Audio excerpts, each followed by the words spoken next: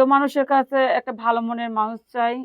আর তার মন মানসিকতা ভালো হবে, আচার আচরণ ভালো হবে, আমাকে খাইতে পড়াইতে পারবে, 5 ওয়াক্ত নামাজ রোজা পড়তে পারবো, তার উচ্ছে তার ইসে।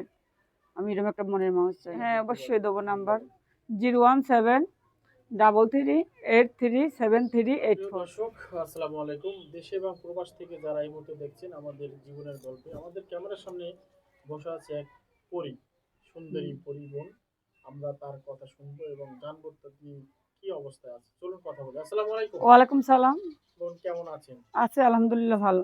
বোন এত সাজুগুজু করে কোথায় যাচ্ছেন ছিলেন নাকি বলেন? না, যাই না, প্রতিবেদনের সামনে আসছি। ও আচ্ছা, কি এমন কষ্ট যার কারণে মানুষের সামনে এসেছেন একটু যদি বলেন শুরু থেকে। অনেক কষ্ট নিয়ে তো আসছি। কি নাম, দেশে বাড়ি কোথায় শুরু থেকে? দেশের বাড়ি রংপুরে, নাম হয়েছে কাকলি, থাকি ঢাকাতে, ঢাকা কাঞ্চনপুর। আচ্ছা, রংপুরের মেয়ে। হ্যাঁ, রংপুরের মেয়েরা বলে অনেক কি হয়, মাঠে কাজ করে। হ্যাঁ, রংপুরের মেয়ে মাঠে কাজ করে, এটা ভুল কথা। রংপুরের মেয়েরা অনেক ভালো হয়, শান্ত হয়, সভ্য। তাই? হুম।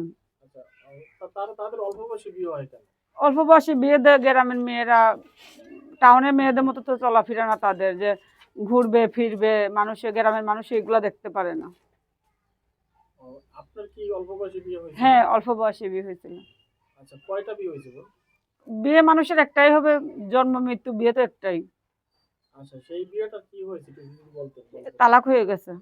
মানে কিভাবে কি হয়েছিল? স্বামী ভালো না, নেশা করতো। স্বামী ভালো না না আপনি ভালো না? এখন আমি ভালো না, সেটা আল্লাহ দেখতেছে। আচ্ছা, তো কি হয়েছিল প্রথমে একটু যদি শুরুটা বলতেন। সংসারী সংসারে পরকিয়া করতো আমার হাজবেন্ড, আমি এটা জানতাম না। ও আচ্ছা, পরকীয়া হ্যাঁ, কার সাথে করতেন? পরকিয়া করতো মেয়ের সঙ্গে। মানে আপনার কি বান্ধবী? আমার বান্ধবী কি পরকিয়া করবে? এটা যারা খারাপ লোক তারা সিনা বান্ধবীর প্রেমিকা বান্ধবীতে নিতে পারে, এছাড়া কি মানুষকে বান্ধবী প্রেমিকা নেয়? অনেকেই দেখি বউয়ের বান্ধবীর সাথে সম্পর্ক করে, এরকমের আমি। না না, অনেকে দেখেন অনেকেরটা। আর আমার বান্ধবী আলাদা, আমার বান্ধবী খুব ভালো, আমার বান্ধবী আমার খুব ভালো। আমার গ্রামের বান্ধবীরা এগুলো করবে না, শহরের মেয়েরা ওটা আলাদা সাবজেক্ট। তো এখন কি আবার নতুন করে জীবনে সাজাতে চান? হ্যাঁ, নতুন করে আবার জীবন সাজাইতে চাই। কি রকমের চান একটু যদি বলেন। দেখি ভাই, যদি কোনো ভালো মনের মানুষ আর তার মন মানসিকতা ভালো থাকে, সেরকম একটা মনের মানুষ খুঁজতেছি। আচ্ছা, অনেকেই তো বিয়ের পরে প্রবাসে নিয়ে যায়, আসলে আপনার কি ইচ্ছা আসলে যদি একটু বলেন। আর ভাগ্যে থাকলে আমিও যাইতে পারি। রিজিক মানুষের কোথা থেকে কোথায় নেই, এটা কেউ বলতে পারে না। মানে আপনি ভাগ্যের উপরে ছেড়ে দিয়েছেন? হ্যাঁ, ভাগ্যের উপরে আমি ছেড়ে দিছি। তো অনেক আছে যে বিয়ের পরে প্রবাসে নিয়ে যেতে চায়, আসলে আপনার তো যদি কোনো মতামত আছে কিনা একটু। এটা মতামত আছে, যদি আমার স্বামী আমাকে যদি বিয়ের পরে না রাখতে চায়, তাই সে যেখানে থাকবে আমি তার সেখানে যাইতে হবে। মানে আপনার কোনো ইচ্ছা নেই? না, এটা আমার কোনো ইচ্ছা না, যেহেতু আমি অন্যের মেয়ে লোক হইছে, অন্যের গোলাম। হ্যাঁ, মেয়ে লোক কখনো নিজের বড়াইতে কিছু করতেও পারবে না। আর নিজের বড়াইতে করতে গেলে ওইটা হচ্ছে অন্য একটা কাজ। কিন্তু মেয়ে লোক ওই পুর থেকে আইসে পর্যন্ত মেয়ে লোকের কষ্ট কেন? কষ্ট, মেয়ে লোক হইছে অন্যের দাসী।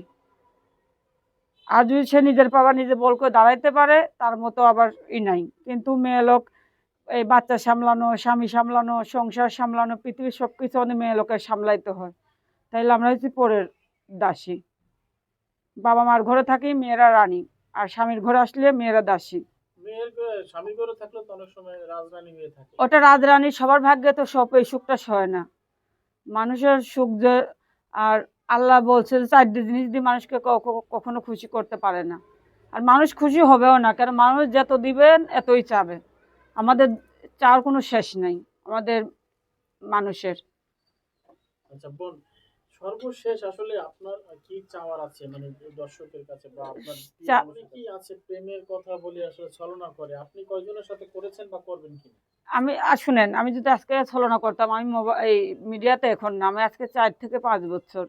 কিন্তু আমার সিম তো একটা, আমি তো 10টা সিম, আমার কোনো মানুষে বলতে পারবে না আমি 10টা সিম চালাইছি। তাহলে আমার মন মানসিকতা খারাপ থাকলে আমি 10টা সিম চালাইতাম, সিমের দাম হয়তো 30 টাকা। তা আমি তো আমার এই সিমটা পাল্টাই না আজ পর্যন্ত। তাহলে আমি যদি প্রতারণা করলে তো আমি এই সিমটা আর চালাইতে পারতাম না। আজকে আমি 4 বছর। দর্শক, অনেক কথাই শুনলাম। আসলে এই বোনের জীবনে এত কষ্ট মানুষের জীবনে থাকে, যা এই বোনের সাথে কথা না বললে জানা যেত না। তো তো যাই হোক, এই বোনের সন্তান মাদ্রাসায় পড়াতেন এবং অনেক সমস্যার কারণেই সেটা হয়ে ওঠে নাই, তিনি বলছিলেন। তো আমরা আসলে শেষ কিছু কথা তার কাছ থেকে নেব। একটু যদি বলেন আপনি শেষ কথাটা এবং নাম্বারটা দিয়ে দিবেন আপনি। হ্যাঁ, উম, আমার শেষ কথা কি ভাই বললাম, এখন প্রতিবেদনে আসছে, যদি কোনো ভালো মনের মানুষ পাই, আল্লাহর হুকুম থাকে, তাহলে আমি ভালোভাবে থাকতে পারবো, এটাই। আর আপনার নাম্বারটা একটু যদি দেন, আপনি যে কোনো বিষয়ে এই বোনের সাথে যোগাযোগ করবেন, ভালো মন্দ সবকিছু ব্যবস্থা আপনাদের উপরে ডিপেন্ড করবে। এখানে চ্যানেলের কর্তৃপক্ষের মতামতের কোনো প্রয়োজন নেই। সবাই ভালো থাকুন, সুস্থ থাকুন। আল্লাহ হাফেজ। আল্লাহ হাফেজ। আসসালামু আলাইকুম। ওয়ালাইকুম আসসালাম।